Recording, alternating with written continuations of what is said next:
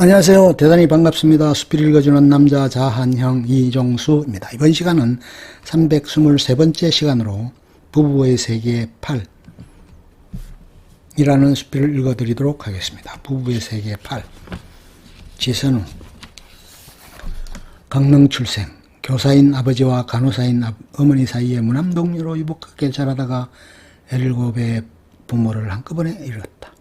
세상에서 그녀를 지킬 수 있는 것은 오로지 그녀 자신뿐이었다. 외로움보다 견디기 힘든 것은 주위에서 쏟아지는 동정어린 관심이었다. 타인의 평판에 신경 쓰는 습관이 생긴 것은 그때부터였을 것이다. 불의의 사고로 양친을 모두 잃은 불행한 소녀에서 벗어나고자 했던 그녀의 선택과 노력은 옳았다. 악착같이 공부해서 서울에 있는 의대에 진학하고 사랑하는 남자를 만나 가정을 꾸리고 남편의 고향인 고산에 정착해 명성을 얻었다. 정글 같은 세상 속에서 홀로 살아남기 위해 강인한 생존력을 길렀고 성공하기 위해 타고난 지성을 날카롭게 가다듬었으며 비난받지 않기 위해 남보다 높은 도덕률을 세워 좋은 사람이 되고자 노력했다.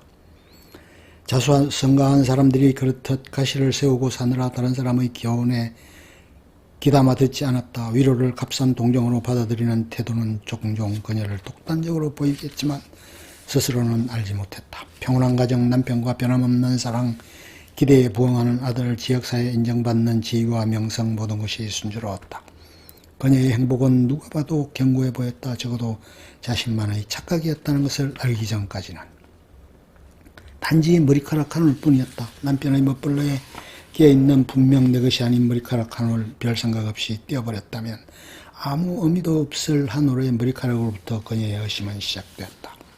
사소한 기억 하나까지 되살아나는 신경과민, 남편 주위의 모든 여자들을 의심하는 강박, 무엇이 진실인지 알 수 없는 불안이 점점 커진다. 급기야 스스로도 제정신이 아닌 것 같다는 생각이 들 점 남편의 외도를 확인하면서 모든 것이 무너진다.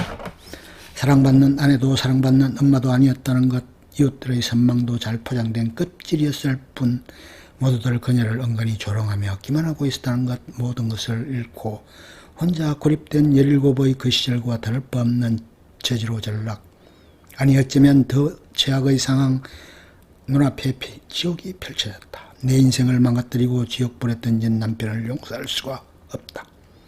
복수를 위하여 뚜벅뚜벅 나아간다. 난 똑똑하고 현명한 여자다. 남편이 바람이 났다고 해서 정신이 나가고 울고불고 상대 여자 머리채 잡난 무식한 여자가 되고 싶지 않다.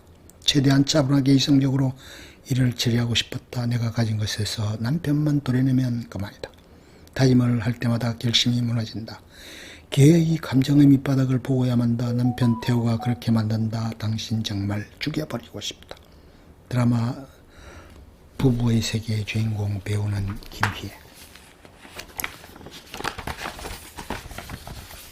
15화에서 여다경에게 이태호와의 원나잇 있을 폭로한 후 준영과 집에 돌아와 자신이 이태호에게 갖고 있었던 애정의 속마음을 토로하면서 준영에게 같이 이겨내자고 위로를 한다.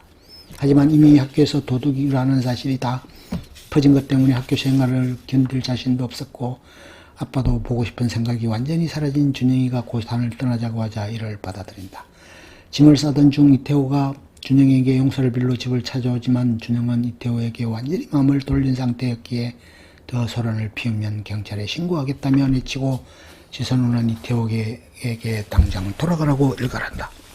하지만 그날 밤 일은 없었던 일로 하지 않았냐면서 이태호가 따져오자 지선우는 준영을 상처 없이 잘 키워주기로 약속해놓고서 여다경의 가족이 보는 앞에서 준영을 망신주고 때려서 상처를 준 것에 대한 복수라며 반박하지만 태호는 한순간의 감정일 뿐이라며 일축하고는 당신 같은 미친 여자에게 준영을 맡길 수 없다며 반드시 준영을 데려가겠다고 일갈하고 돌아간다. 하지만 이때 지선우는 여태껏 이 실장이 자신과 이태호를 감시하고 있었던 걸 발견하고 그를 통해 여 회장을 만나 지금이라도 여다경이 진정으로 하고 싶었던 대로 해주는 게 좋지 않겠냐며 이태호를 벌 것을 종용한다. 여 회장 앞에서 이태호를 두둔하던 11, 12화 사이의 모습과는 대비되는 부분. 그 후 준영이 노후를 통해 훔친 물건을 돌려주고 대신 사과할 것을 부탁하고 나서 헤어지자 바로 준영과 고산을 떠난다. 펜션에서 잠시 지내는 동안 준영과 미래 계획을 이야기하면서 연애 이야기로 만남을 주고받을 정도로 사이가 많이 가까워졌고 본인도 많이 안정된 모습을 보이며 자신을 구해줬던 김윤기로부터 연락이 오자 그에게 미처 못한 감사 인사를 하며 그의 미안함을 받아들인 듯하다.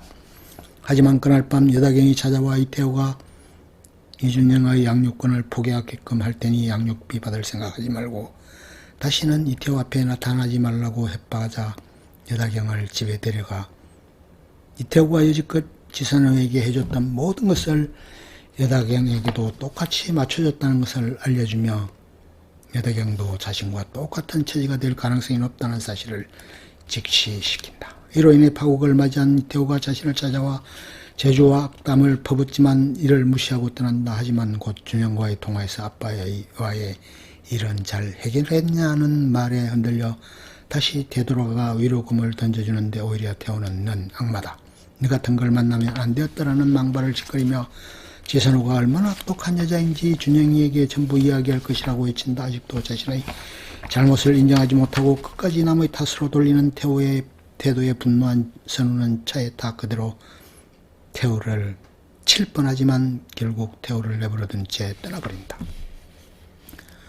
그로부터 3주 뒤 준영과 고산으로 돌아왔다. 그냥 고산을 영영 떠날까도 했지만 그새 학교 친구들과 갈등을 풀고 윤노을에게도 미련이 남은 준영의 마음을 바꾸면서 준영의 의견을 존중해 다시 돌아왔다고. 이후 준영의 옷을 사주기도 하고 고혜림 부부의 재결합 기념 파티를 축하해주며 김영기와도 은밀히 썸 타는 중.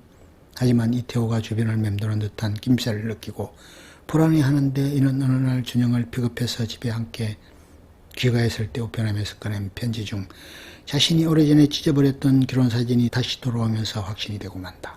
이를 본 준영은 괜히 신경 쓰지 말고 알아보려 하지도 말고 경찰에 신고하자며 걱정했지만 결국 한 달째 되던 날 설명숙을 잠깐만으로 병원에 갔다 왔을 때 이태호가 메모지 한 장을 남긴 채 아들 준영을 데리고 사라진 상황을 목격하게 된다. 혹시나 하는 마음에 이태호에게 전화를 걸어 최대한 그를 자극하지 않도록 달리면서 준영의 안위를 묻지만 이태호가 묵묵부답으로 일관하자 즉각 준영을 찾으러 간다.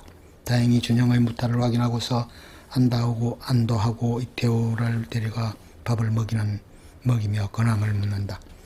이제 와서 그래봤자 아빠가 다 망쳤다며 짜증을 내는 준영을 달래며 이태호의 얘기를 들어보려 했지만 역시 이태호가 눈물을 보이며 동정심을 자극해 다시 시작하자고 비굴하게 달라붙자 결국 자신도 감정이 복받쳐서 내가 당신을 불러낸 건 그저 깔끔하게 정리하고 부끄럽지 않은 삶을 살게끔 해주려 했던 것뿐이었다며 이렇게 비굴하게 굴릴 거면 차라리 죽어버리라며 심한 말을 내뱉고 만다.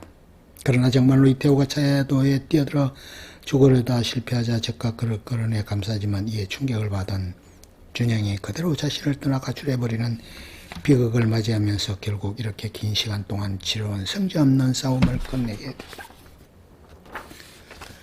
아무리 애를 써도 용서라는 말을 입에 올릴 수는 없을 것 같다. 누군가를 용서한다는 건 누군가 단죄하는 것만큼 오만한 일이라는 걸 알았으니까.